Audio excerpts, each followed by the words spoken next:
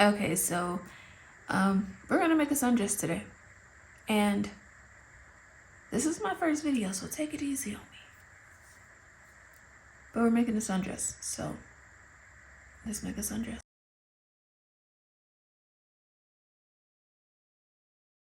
All right, y'all, let's make something. So first things first, you need your stretch fabric, you need your pattern, your measuring tape, your elastic. It did call for 1/2 inch elastic. I have 1 inch, so I cut it in half. Rotary cutter, pattern weights, and a marking pen. I use a Sharpie because that's my business. Now, I had to put my fabric on the floor because this is, I think, a 15-yard long piece of fabric because I really want to make sundresses. Like, that's just it. I just want people to buy sundresses from me. So I buy it in large. One of them, I buy it in long lengths. So I am making the bottom skirt part of my dress. And y'all, one thing with black fabric, I don't know if you can see it. One side is actually darker than the other, even though it is very much black. One side is darker than the other, so you will see me flipping the fabric back and forth a lot, making sure I have them on the right side. Because while you're sewing, just the where you're sitting at, you might not be able to tell, but when you hit the light or somebody else looks at it, they can tell that it's, one side might be on the black side, the other might be on the light black side. I don't know. So just then I was marking my pleats.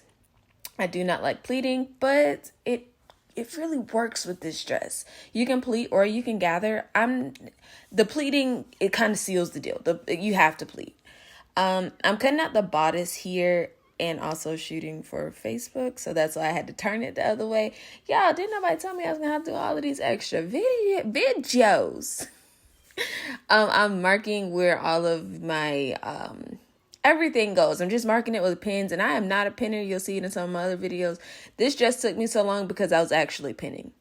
But you have to pin. I can't go around. It's a lot of patterns I can not pin, but this one was one that I actually had to pin. Okay, so at this point, I'm making my straps, and making my straps on the serger was a gamble because, the serger is kind of wide.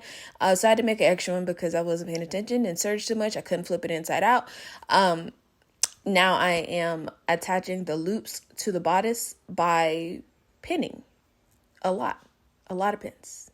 Pin and pin again. There's so many pins. Just keep pinning. Just keep pinning. Just give it. It's like Dory. Just keep swimming. Just keep swimming. No, just keep pinning. Just keep pinning. And then add more pins. And then take some extra pins with you. Because if anything moves, it throws the whole entire dress off. If those top straps that I'm doing now, if those move, they look funny when it's like being pulled up in the front. When you turn it around, they hold the dress up funny. Pin your life away. Keep pinning. Okay, now that we are done obsessing over pinning, but remember, go back and pin, add an extra pin. I'm going to take it to my serger. I prefer to serge than sew because serging adds the 4 threads instead of sewing where I'm only doing 1. And also when you buy clothes, they come serged. So to me, it makes me feel like I'm really wearing a professionally made piece or selling a professionally made piece. Like I don't sell clothes that I only use on my sewing machine, and I also don't make clothes only for my sewing machine. So I should be using black thread, but I ran out and I wasn't about to buy anymore, and that's my business. Don't look under my dress, you'll never know. Making this bodice took time because you have to make sure you're catching all of the ends of the loops, and I really didn't want to have to do it again. Okay, so now I'm doing the first part of the bottom, and that is adding the pleats. And yes, I am going back and reading the instructions because I don't pleat often and I don't like pleating. Don't tell nobody I said that. All of my pins are in sets of 3s, and I don't know, it tells me where to pleat. I really don't know, but it makes sense in my head. I am using a basting stitch. Yeah, I hate basting because you're literally sewing just to pull the thread back out. It's such a waste of time, but it is so necessary. I don't think you can make it without it. I don't know. Maybe you can, but I use the basting method,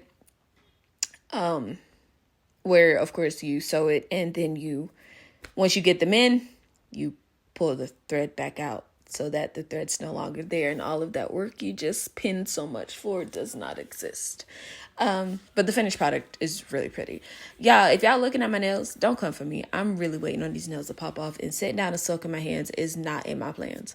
Right now I am closing in all of the pleats again with a basting stitch stitch because I'm going to pull it back out.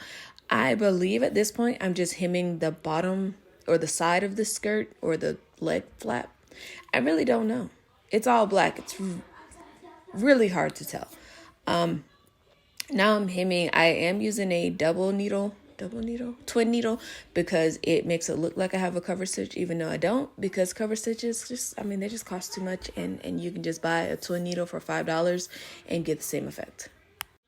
Okay, so at this point, I'm just hemming and adding the leg flap to the pleated part of the skirt. It's pretty mundane. So again, this is my first video, y'all. Don't come for me. I'm gonna make a funner one, maybe next week. And I wasn't really gonna post this, but I recorded so much. I can't record anymore today unless I either delete them or post them. So this is my way of holding myself accountable. I have to post them because I did not get 70 minutes of recording just to delete it. Going back and reading the instructions again, I think I'm attaching the leg flap to the bottom skirt at this point. It's so simple. It's really just reading the instructions. A lot of people ask me how to learn how to sew, but it's just reading the instructions. So on the bodice, there were some gathering stitches, which you also pull those out too. I'm gathering the bodice to fit the bottom of the skirt, reading the instructions again, and pinning the middle point of the bodice to the middle point of the skirt. There is a pleat in the very middle of the skirt, so I didn't have to it wasn't hard to figure out. Just line it up with the pleat, pin it, throw it back on the machine again, serge it together. All right, so after I attach this bodice to the front of the skirt, it's like, smooth sailing, because I just have to attach the back of the skirt to the front of the skirt, which is now connected to the bodice, and then hem the whole thing, and I'm done. And you have to, all of the basting and gathering stitches, of course, you have to go back through and pull all of those back out. When you're basting, it is easier to use 2 different color threads so you know which one to pull, where I was using black because I was not about to keep changing my threads in and out. If you use like a white on top and a black on bottom, you'll know which one to pull. But still, it's simple. One doesn't budge, pull the other, they come right out. And here is the finished dress, and hopefully we can do this again sometime. Wait, I forgot to tell y'all, like, follow, subscribe, however you say it, do that.